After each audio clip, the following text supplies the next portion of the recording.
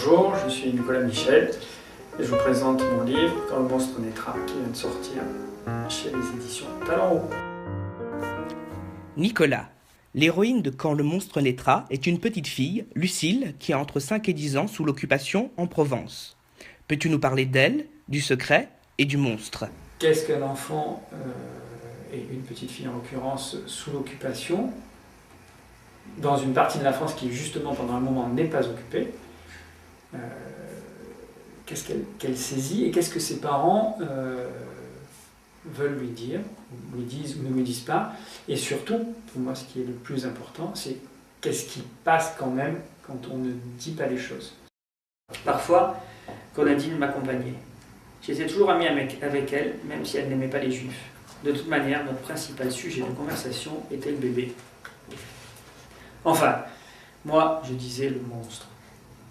Quand le monstre naîtra, tu feras quoi? Demandait Grenadine. Et le jeu était lancé. Quand le monstre naîtra, il lui ferai des grimaces. Quand le monstre naîtra, tu lui verseras de l'eau glacée sur les pieds. Quand le monstre naîtra, je mettrai des escargots dans ses draps. Et quand le monstre naîtra, tu viendras habiter chez moi. Quand le monstre naîtra, je partirai me construire une cabane dans les bois. Quand le monstre naîtra, tu lui tireras les oreilles. Quand le monstre naîtra, je ne le regarderai même pas. Comment as-tu connu la maison d'édition Talent Haut? J'avais envoyé le manuscrit à quelques éditeurs.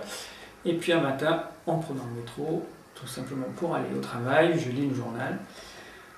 Et dans le journal, je lis une critique du livre Je sais que tu sais, dans la collection Ego, chez Talent Haut. Et la critique telle qu'elle était formulée, ça fait un petit tilt dans mon cerveau et je me dis tiens, cette maison, ça n'a pas l'air d'être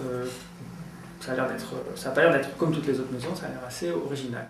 Et du coup, je l'ai envoyé comme c'était possible de le faire par internet. Et puis, je ne sais pas, ça doit être 7 à 10 jours plus tard, je reçois un coup de fil, Laurence Farron, très enthousiaste, et c'est, je crois, quelque chose qui est hyper important pour le livre, c'est qu'il soit porté par un vrai choix, un vrai désir de l'éditeur. Donc c'est ce que j'ai senti, et moi ça m'a bien sûr fait plaisir déjà, et puis séduit ensuite, et ça s'est fait très rapidement du coup. Peux-tu nous dire où se situe ton histoire? Au niveau du contexte géographique, parce que j'aime bien quand même écrire sur des endroits que je connais. Donc mon grand-père, lui, il était résistant dans la région de Banon, qui est d'ailleurs connu pour une librairie très très active qui s'appelle W. Et moi, dans mon imaginaire, quand j'étais petit, pour aller à Banon, il y a un chemin qui est obligatoire, c'est toujours la même route qu'on faisait avec mes parents. C'est une route qui passe par Cadenet, Lourmarin, la combe de Lourmarin. Ensuite on arrive sur Banon, etc. Et voilà.